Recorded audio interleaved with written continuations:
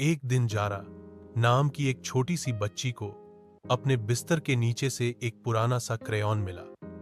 वह लाल रंग का था, थोड़ा घिसा हुआ, मगर सूरज की रोशनी में चमक रहा था। उस पर सुनहरी अक्षरों में लिखा था, जो भी बनाओगी वह जिंदा हो जाएगा। जारा ने आश्चर्य से अपनी कॉपी पर एक तितली बनाई।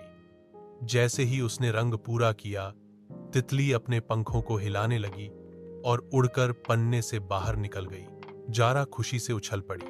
फिर उसने एक धनुष, इंद्रधनुष बनाया और अचानक उसका कमरा रंगों से भर गया और मधुर संगीत बजने लगा। फिर उसने सोचा, अगर मैं एक दोस्त बनाऊं।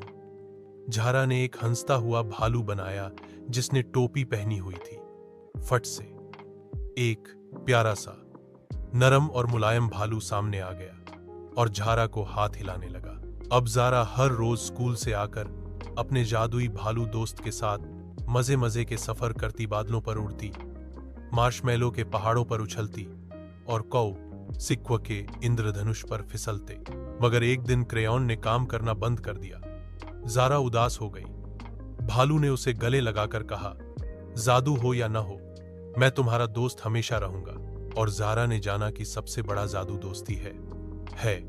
खत्म। शुद्ध